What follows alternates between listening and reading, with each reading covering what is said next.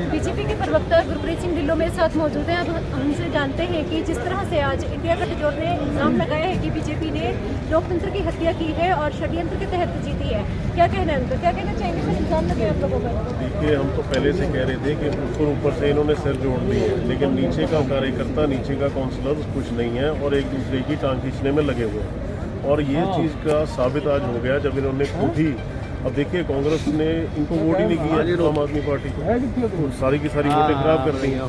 हम तो पहले से कह रहे थे कि ये गठजोड़ जो है बिल्कुल अनैतिक गठजोड़ है, इसका कोई ताल्लुक नहीं है। लेकिन ये लोग इस चीज़ को पेंट करने में लगे थे कि जी ये तो सेमीफाइनल है।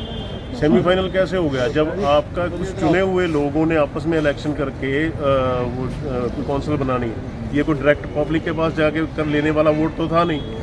जब डायरेक्ट मिल करके, हम तो चैलेंज करते हैं कि आप मिल करके आ जाइए मैदान में, जब भी आगे लोकसभा आने वाली है हम भी बीजेपी फिर भी जीतेगी अच्छे मार्जिन से। मोदी जी दोबारा से प्रधानमंत्री बनने वाले हैं। ये जो यहाँ पर लोगों को भ्रमित करने का ये काम कर रहे हैं और आज करें कि ये धक्का हो गया, खुद ही वोट क्रॉस करते हैं और खुद ही बाद में रोने लग जाते हैं कि धक्का हो गया। ऐसा बिल्कुल नहीं है। हम तो पहले से कह रहे थे क्योंकि हमें पता था कि ये लोग एक दूसरे की टांग खींचने में लगातार लगे हुए हैं और वही उसका नतीजा आज निकला कि सारे के सारे जो कांग्रेस के वोट थे वो इनवैलिड निकले। लेकिन जो इनवैलिड जितने हैं 8 वोट, उस पर लेकर कांग्रेस भी ये कह रही है कि वो जबरदस्ती इनवैलिड करार दे दिए गए हैं। मगरमच्छ के आंसू हैं। जब कोई चीज़ हाथ में नहीं आती तो उसके बाद रोक करके किसी को कुछ तो दिखाना है। जो बच्चों के बहाने होते हैं वो बहाने हैं। ये तो इनका नज़र आ रहा था पहले से कि ये होने वाला है। तो इंडिया गठजोड़ को जो करारी शिकस्त आज मिली है उसके बाद उनका कहना है हम दोबारा कोर्ट का रुख करेंगे, तो क्या बीजेपी जवाब देने के लिए तैयार है? देखिए, वो स्वतंत्र हैं, चाहे वो कोर्ट जाएं, चाहे कुछ सुप्रीम कोर्ट जाएं, हमें उससे कुछ नहीं लेना देना। लेकिन हम सम्मान करते हैं हर चीज़ का। आज भारतीय जनता पार्टी ने ये बता दिया कि हमारे सारे वोटर्स इंटैक्ट हैं और आने वाले टाइम में जो लोकसभा का चुनाव है वो भी भारतीय जनता पार्टी बड़े मार्जिन से जीतने जा रही है। तो जो इंडिया गठजोड़ हुआ है, क्या कहीं उसका कहाँ गठजोड़ हुआ है? उस गठजोड़ को इकट्ठा करने के लिए नीतीश कुमार जी निकले थे। नीतीश कुमार जी आज कहाँ है? जब सूत्रधार ही नहीं बचा तो फिर कौन सा गठजोड़ कहेगी गठबंधन? आज एक भी उनके पास जो है वहाँ से ममता बनर्जी ने जवाब दे दिया।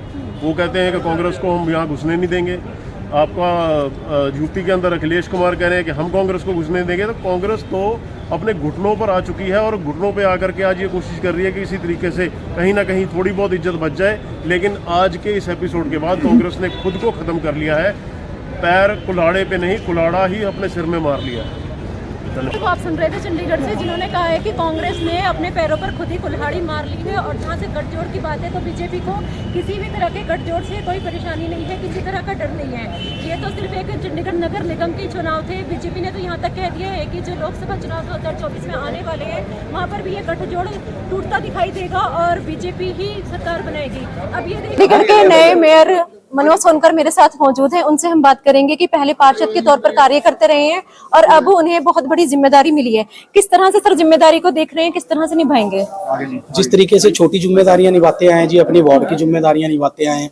मैं पिछले 2 सालों से अपने वार्ड में काउंसलर हूं। अब जिम्मेदारियां ज्यादा बढ़ गई हैं, पूरे शहर की जिम्मेदारी है, तो उसको भी हम पूरी ईमानदारी से निभाएंगे जी। प्रायोरिटी पर कौन सी जिम्मेदारी रहेगी आपकी?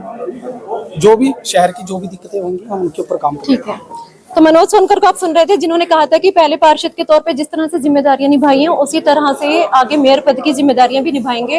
अब ये देखना है कि जिस तरह से यहाँ पर इंडिया गठजोड़ जो कहा जा रहा था, जिसे मनोज सोनकर ने नाम दिया है कि ये महागठबंधन नहीं महाठगबंधन है। अब आज 16 जो वोटें पड़ी हैं वो बीजेपी को पड़ी हैं, 8 वोटें रिजेक्ट हो गई हैं और 12 वोटें कांग्रेस और आम आदमी पार्टी की। सवाल यहाँ पर ये खड़ा हो गया है कि सर सब तो पहले तो ये दसो जी ਤੁਹਾਨੂੰ ਲੱਗ ਕਿੱਦਾਂ ਰਿਹਾ ਅੱਜ ਇਹ ਇਲੈਕਸ਼ਨ? ਬਹੁਤ ਵਧੀਆ ਲੱਗ ਰਿਹਾ ਜੀ। ਮੈਨੂੰ ਇਹ ਲੱਗ ਰਿਹਾ ਜੀ ਵੀ ਪਹਿਲਾਂ ਕਾਉਂਸਲਰ ਸੀਗਾ ਤੇ ਆਪਣੇ ਵਾਰਡ ਲਈ ਕਰਦਾ ਸੀਗਾ ਸਾਰਾ ਕੰਮ, ਹੈਨਾ, ਤੇ ਹੁਣ ਜ਼ਿੰਮੇਵਾਰੀ ਵੱਧ ਗਈ ਹੈ। ਹੁਣ ਪੂਰੇ ਚੰਡੀਗੜ੍ਹ ਸ਼ਹਿਰ ਲਈ ਕਰਾਂਗੇ ਜੀ। ਔਰ ਸਰ ਵਿਰੋਧੀਆਂ ਨੇ ਕਿਹਾ ਕਿ ਗੜਬੜੀ ਹੋਈ ਹੈ, ਸਹੀ ਤਰੀਕੇ ਨਾਲ ਫੇਅਰ ਇਲੈਕਸ਼ਨ ਹੋਇਆ ਨਹੀਂ, ਰਿਜੈਕਟ ਜਿਹੜੀਆਂ ਵੋਟਾਂ ਹੋਈਆਂ ਨੇ ਗਲਤ ਤਰੀਕੇ ਦੇ ਨਾਲ ਹੋਈਆਂ। ਪਹਿਲੀ ਗੱਲ ਤਾਂ ਇਹ ਹੈ ਜੀ, ਇਹ ਗਠਬੰਧਨ ਸੀਗਾ, ਇਹ ਗਠਬੰਧਨ ਨਹੀਂ ਸੀਗਾ, ਇਹ ਮਹਾਠਗਬੰਧਨ ਸੀਗਾ, ਹੈਨਾ। ਜਿਹੜਾ ਸਿਰਫ ਚੰਡੀਗੜ੍ਹ 'ਚ ਇਹਨਾਂ ਨੇ 2 ਵਿਅਕਤੀਆਂ ਨੇ ਕੀਤਾ, ਰਾਘਵ ਚੱਡਾ, ਪਵਨ ਕੁਮਾਰ ਬੰਸਲ। ਪੰਜਾਬ 'ਚ ਭਗਵਾਨ ਮੰਤ ਜੀ ਕਹਿ ਰਹੇ ਹੈ ਕਿ ਸਾਡਾ ਕੋਈ ਗਠਬੰਧਨ ਨਹੀਂ ਹੈਗਾ, ਸਾਡਾ ਕੋਈ ਅਲਾਈਅੰਸ ਨਹੀਂ ਹੈਗਾ। ठीक है, इन्हों के केजरीवाल जी कहते हैं जी साडा कोई गठबंधन नहीं, साडा कोई रिलायंस नहीं। तो सिर्फ ये 2 बंदे इतने चंडीगढ़ सिर्फ अपनी राजनीति चमकाने लिए कर रहे हैं। गठबंधन ही है, माठ। ਕਹਿ ਰਹੇ ਨੇ ਕਿ ਹਾਈ ਕੋਰਟ ਜਾਵਾਂਗੇ ਅਸੀਂ, ਜਿਹੜਾ ਇਹ ਜੋ ਕੁਝ ਹੋਇਆ ਉਹਨੂੰ ਲੈ ਕੇ। ਭਾਈ ਸਾਹਿਬ ਇਹ ਹੈ ਬਈ ਕੋਈ ਚੰਗੇ ਕੰਮ ਕਰਨ ਲੱਗ ਜਵੇ ਤਾਂ ਕਰਨ ਨਹੀਂ ਦਿੰਦੇ, ਹਨਾ। ਬਸ ਚੰਗੇ ਕੰਮਾਂ ਤੋਂ ਤਾਂ ਮਤਲਬ ਟੰਗ ਖਿੱਚਣ ਦੀ ਇਹਨਾਂ ਦੀ ਆਦਤ ਰਹੀ ਹੈ ਜਿਹੜੀ ਇਹ ਪਾਰਟੀਆਂ ਨੇ।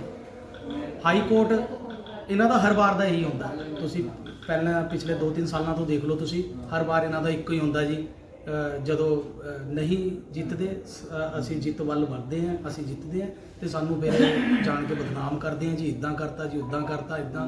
ਹਾਈ ਕੋਰਟ ਪਿਛਲੇ 2-3 ਸਾਲਾਂ ਤੋਂ ਇਹ ਜਾਂਦੀ ਆ ਰਹੀ ਹੈ ਜੀ। ਅੱਜ ਵੋਟਾਂ ਰਿਜੈਕਟ ਕਿਵੇਂ ਹੋ ਸਕਦੀਆਂ ਨੇ ਤੇ ਇੱਕ ਪਾਸੇ 16 ਵੋਟਾਂ ਬਿਲਕੁਲ ਸਹੀ ਰਹੀਆਂ ਤੇ 8 ਵੋਟਾਂ ਇਕੱਠੀਆਂ ਰਿਜੈਕਟ ਹੋ ਗਈਆਂ, ਤੁਹਾਨੂੰ ਇਹ ਸਹੀ ਲੱਗਦਾ ਹੈ? ਇਹਨਾਂ ਦੀ ਪਾਰਟੀ ਦੇ ਬੰਦਿਆਂ ਨੂੰ ਪਤਾ ਹੋਣਾ ਜੀ, ਜਿਨ੍ਹਾਂ ਨੇ ਕੀਤੀਆਂ ਹੋਣਗੀਆਂ। ਆਪਸ 'ਚ ਦੋਵੇਂ ਪਾਰਟੀਆਂ ਜਾਣ, ਬਲਕਿ ਇੱਕ ਵੋਟ ਮੈਨੂੰ ਤਾਂ ਐਕਸਟਰਾ ਵੀ ਗਿਰੀ, ਪਤਾ ਨਹੀਂ ਕਿਹੜੀ ਪਾਰਟੀ ਨੇ ਪਾਈ ਹੈ। ਜਿਹੜੇ ਸਾਡੇ ਦੇਸ਼ ਦੇ ਪ੍ਰਧਾਨ ਮੰਤਰੀ ਜੀ ਅੱਛੇ ਕੰਮ ਕਰ ਰਹੇ ਨੇ, ਚੰਗੇ ਕੰਮ ਕਰ ਰਹੇ ਨੇ, ਕਿਤੇ ਨਾ ਕਿਤੇ ਉਹਦਾ ਵੀ ਤਾਂ ਨਤੀਜਾ ਹੈ ਜੀ, ਹੈ ਨਾ। ਕਿ ਲੋਕ ਕਈ ਵਾਰ ਅੰਦਰ ਹੀ ਅੰਦਰ ਕੌਂਸਲਰ ਜਿਨ੍ਹਾਂ ਨੂੰ ਲੱਗਦਾ ਕਿ ਹਾਂ ਵੀ ਚੰਗਾ ਹੈ, ਚੰਗੇ ਕੰਮ ਵਾਸਤੇ, ਔਰ ਸਾਡੇ ਮੇਅਰ ਵੈਸੇ ਵੀ ਕਰਦੀ ਆ ਰਹੇ ਸ਼ਹਿਰ ਵਾਸਤੇ ਜੀ, ਸ਼ਹਿਰ ਦੇ ਵਿਕਾਸ ਲਈ। ਪਹਿਲਾਂ ਜਿਵੇਂ ਵੀ ਸਾਡੇ ਮੇਅਰ ਬਣੇ ਆ ਉਹਨਾਂ ਨੇ ਜਾਨ ਤੋੜ ਮਿਹਨਤ ਕੀਤੀ ਹੈ। 21 'ਚ ਸਰਬਜੀਤ ਕੌਰ ਰਹੇ ਹੈ ਨਾ, ਉਸ ਤੋਂ ਪਹਿਲਾਂ ਰਵੀ ਕਾਂਤ ਜੀ ਰਹੇ ਹੈ, ਰਾਜੇਸ਼ ਕਾਲੀਆ ਜੀ ਰਹੇ ਹੈ, ਉਹ ਵੀ ਰਿਜ਼ਰਵ ਸੀਟ ਤੋਂ ਜਿੱਤੇ ਸੀਗੇ, ਗੁਪਤਾ ਜੀ ਰਹੇ ਹੈ। ਸਾਰੇ ਸ਼ਹਿਰ ਦੇ ਵਿਕਾਸ ਲਈ ਹੈ ਤਾਂ ਮੈਂ ਵੀ ਪੂਰੀ ਮਾਮਲਾ ਫਿਰ ਹਾਈ ਕੋਰਟ ਦੇ ਵਿੱਚ ਪਹੁੰਚ ਗਿਆ, ਹਾਈ ਕੋਰਟ ਦੇ ਵਿੱਚ ਕੱਲ੍ਹ ਫਿਰ ਸੁਣਵਾਈ ਹੋਣੀ ਹੈ ਇਸ ਮਸਲੇ ਇਹਨਾਂ ਦਾ ਹੀ ਝੂਠ ਹੈ, ਆਪਣੀ ਆਪਣਾ ਬੁੱਲੇ ਬਣਾਈ ਜਾਂਦੇ ਜਿੱਥੇ ਮਰਜ਼ੀ ਜਾਣ। ਤੁਹਾਡਾ ਮੰਨਣਾ ਹੈ ਕਿ ਇਹ ਫਿਰ ਤੇ ਬਿਲਕੁਲ ਸਹੀ ਇਲੈਕਸ਼ਨ ਹੋਣੀ ਹਾਂਜੀ ਚਾਹੀਦੀ ਹੈ ਇਲੈਕਸ਼ਨ ਤੇ ਉਹ ਵਿਰੋਧੀ ਤਾਂ ਪ੍ਰੈਜ਼ਾਈਡਿੰਗ ਆਫੀਸਰ ਸਭ ਉਹਨਾਂ ਨੇ ਫਿਰ ਨਹੀਂ ਕਰਵਾਈ ਇਲੈਕਸ਼ਨ। ਸਭ ਇਹਨਾਂ ਦਾ ਆਰੋਪ ਹੈ, ਸਭ ਝੂਠਾ ਆਰੋਪ ਹੈ ਜੀ ਇਹਨਾਂ ਦਾ ਹਰ ਸਾਲ ਦਾ ਹੀ ਕੰਮ ਹੈ। ਹਰ ਸਾਲ ਹੀ ਇਦਾਂ ਕਹਿੰਦੇ ਨੇ ਕਿ ਇਦਾਂ ਕੀਤਾ ਜੀ, ਉੱਦਾਂ ਕੀਤਾ ਜੀ, ਹਰ ਸਾਲ ਹੀ ਇਹ ਕਰਦੇ ਨੇ। ਹਾਲਾਂਕਿ ਇਹਨਾਂ ਨੂੰ ਪਤਾ ਹੁੰਦਾ ਵੀ ਇਹਨਾਂ ਨੂੰ ਪਤਾ ਹੈ ਵੀ ਚੰਗੇ ਕੰਮ ਹੈ ਇਹਨਾਂ ਦੇ, ਵੀ ਸਾਡੇ ਹੀ ਕੌਂਸਲਰ, ਇਹਨਾਂ ਨੂੰ ਇਹ ਵੀ ਪਤਾ ਕਿ ਵੀ ਸਾਡੇ ਹੀ ਕੌਂਸਲਰ ਹੀ ਵੋਟਿੰਗ ਕਰਦੇ ਨੇ ਵੀ ਇਹਨਾਂ ਦੇ ਚੰਗੇ ਕੰਮਾਂ ਨੂੰ ਲੈ ਵੀ ਅੱਛੇ ਸ਼ਹਿਰ 'ਚ ਵੀ ਚੰਗੇ ਕੰਮ ਕਰ ਰਹੇ, ਦੇਸ਼ 'ਚ ਚੰਗੇ ਕੰਮ ਕਰ ਰਹੇ, ਤੇ ਆਪੇ ਹਾਈ ਕੋਰਟ ਵਿੱਚ ਚਲੇ ਜਾਂਦੇ, ਆਪੇ ਗਲਤੀ ਵੀ ਕਰਦੇ, ਆਪੇ ਦੂਜਿਆਂ ਨੂੰ ਕਸੂਰਵਾਰ। ਸਰ ਬੀਜੇਪੀ पे ਚੰਡੀਗੜ੍ਹ ਲਈ ਕੀ ਰੋਡ ਮੈਪ ਹੈ ਜੀ ਤੁਹਾਡੇ ਕੋਲ, ਕੀ ਕਰਨਾ ਚਾਹੁੰਦੇ ਹੋ ਤੁਸੀਂ? ਚੰਡੀਗੜ੍ਹ ਲਈ ਚੰਗੇ ਕੰਮ ਕਰਾਂਗੇ ਵੀ ਵਧੀਆ ਕੰਮ ਕਰਾਂਗੇ। ਮੈਂ ਵੀ ਇੱਕ ਛੋਟੇ ਜਿਹੇ ਪਰਿਵਾਰ ਤੋਂ ਉੱਠਿਆ, ਮੈਨੂੰ ਪਤਾ ਹੈ ਵੀ ਕੀ ਲੋਕਾਂ ਦੀ ਜ਼ਰੂਰਤ ਹੁੰਦੀ ਹੈ, ਕਿਹੜੇ ਲੋਕਾਂ ਨੂੰ ਦਿੱਕਤਾਂ ਦੀ ਸਾਹਮਣਾ ਕਰਨਾ ਪੈਂਦਾ ਜੀ, ਸਾਰਾ ਪਤਾ ਹੈ। ਚਾਹੇ ਕੰਮ ਛੋਟਾ ਹੋਵੇ ਭਾਵੇਂ ਵੱਡਾ ਹੋਵੇ, ਮੇਰਾ ਪੂਰਾ ਫੋਕਸ ਰਹੇਗਾ ਕਿ ਵੀ ਸਾਡਾ ਚੰਡੀਗੜ੍ਹ ਔਰ ਚੰਡੀਗੜ੍ਹ ਦੀ ਡਿਵੈਲਪਮੈਂਟ 1 ਨੰਬਰ ਤੇ ਰਹੇ।